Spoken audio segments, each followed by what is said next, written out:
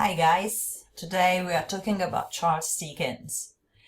Charles Dickens was born in Portsmouth in 1812. Portsmouth is a town in the south of England, on the sea. He had an unhappy childhood and had to work in a factory while his father was imprisoned for debts. When he was only 12, his father was imprisoned, and as it was a custom at that time, he was imprisoned with wife and children. Only Charles didn't stay in prison with his father, and had to work in a factory to scrape a living. And he had very bad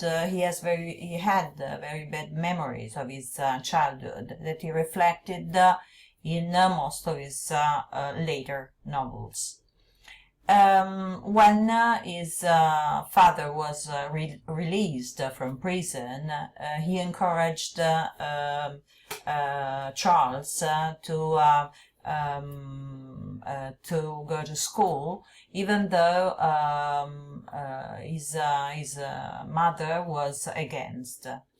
He taught himself shorthand, that is stenografia, and became a reporter for some newspapers. He wrote the sketches by Bodes.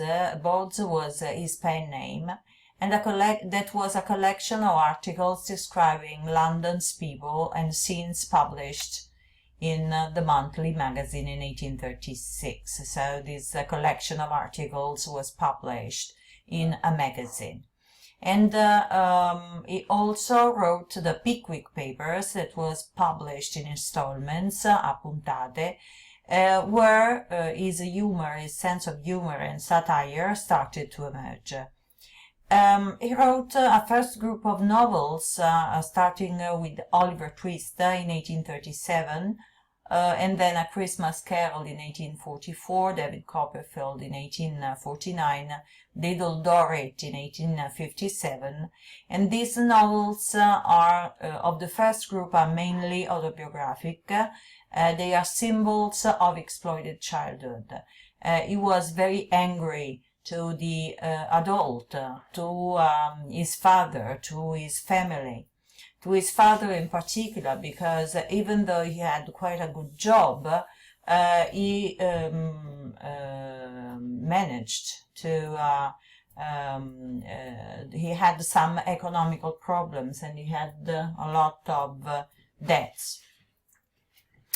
And he was forced his childhood was spoiled, and he was forced to become an adult when he was only 12, to go to work in a factory, and that was very hard for him. And this is what we mostly find in the children that are the main characters of these four novels.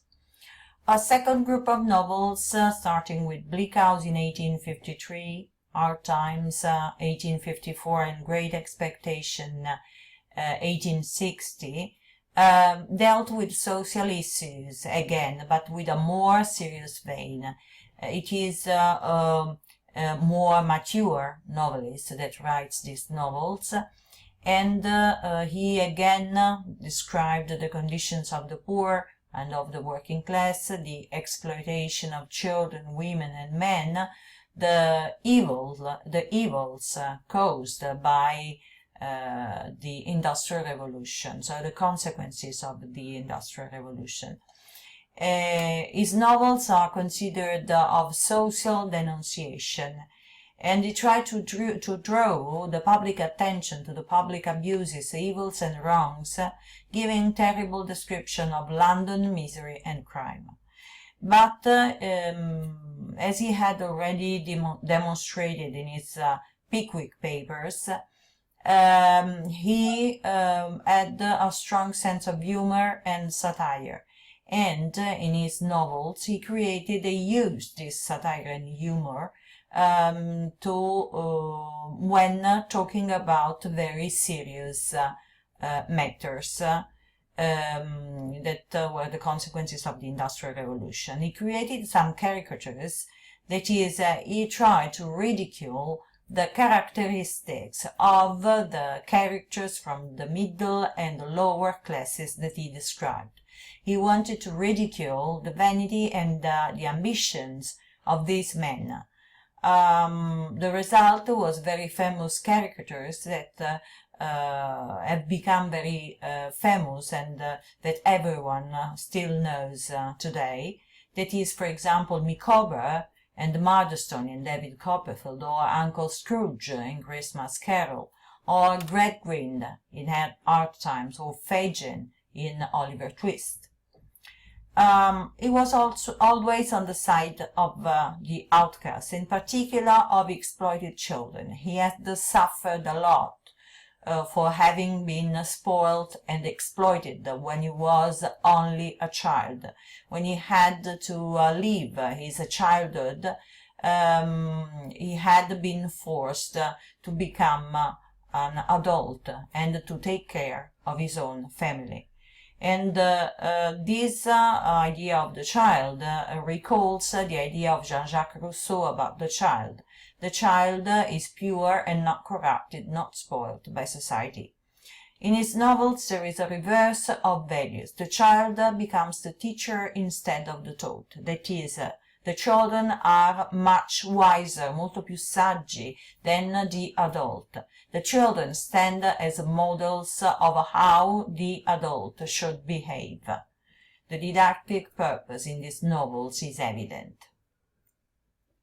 During the Victorian age, the novels were published in installments, as I have already told you before, and so these novels lacked unity, and Charles Dickens's novels are an example of that. In fact, he didn't have the time to revise his novels because he had to publish his novels in installments, and tried also to meet the needs and the tastes of his readers. And the happy ending of these novels that was based on the occurrence of some unlikely events sounded quite artificial. It only aimed at meeting the tastes of the readers and wanted to push them to buy the next issue of the magazine. Well, now we will talk a little bit about two of Charles Dickens' novels, that is Oliver Twist and Hard Times. Well, Oliver Twist opens the first series of novels. It is the first novel that he wrote. It opens in a workhouse, and Dickens wants to denounce this institution, the workhouse, and the industrial system in general. The plot is the following. Oliver is a poor boy of unknown parents who, after the workhouse, is sold to an undertaker, un becchino, and runs away to London. There he falls into the hands of a gang of young pickpockets, borseggiatori. During a burglary, he is shot and wounded, and is finally rescued, salvato, by a middle-class gentleman who turns out to be his grandfather in the end. As you can see, the happy ending is quite unlikely, improbabile. The themes, well, Dickens attacked the social evils of his time, such as workhouses in this novel. These workhouses, as you know, were run by the parishes and had spread all over England as a consequence of the Poor Law Amendment of 1834. I have already talked about this Poor Law Amendment in some previous lesson. And the hosts of these workhouses were subject to abuses. They lived in dreadful and inhospitable conditions, and this was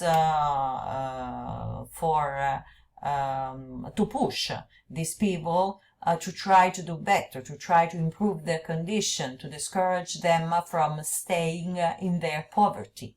The view was still the Puritan one, that the poor were such because lazy, and so they had to be discouraged to stay in that situation. The result was that instead of alleviating the sufferings of the poor, the officials who ran the workhouses abused their rights and caused them further misery. The setting is London, and he describes the underworld, that in Italian could be described as malavita, that is depicted with pickpockets and murderers, assassini, and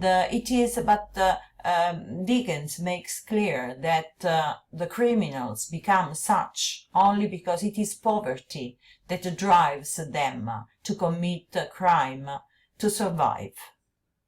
This is the only chance that they have to survive, and the only means that they know is violence to achieve their aim.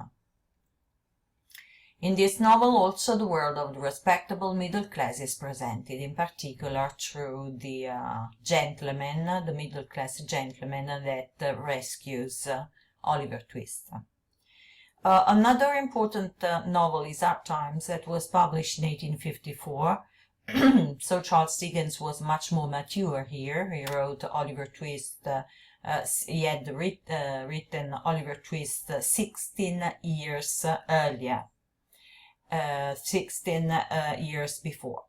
And the plot is the following. Thomas Gradgrind is an educator who believes in facts and statistics. He's a very pragmatic person, and has founded a school where he teaches his theories based on utilitarianism, professing hard work and repression of feelings and creativity since childhood. That is, he tries to push his students to become very pragmatical, to become very matter-of-fact, repressing every kind of feeling and creativity that should be some of the most important features of childhood.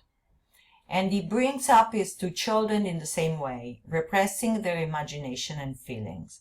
He marries his daughter, he forces his daughter to marry Bounderby, that is a rich banker, that is much older than she is. She accepts to help the brother to find a job in the bank. In fact, he is hired by her husband, but the result is her unhappiness and the fact that her brother robs his employer, that is her husband.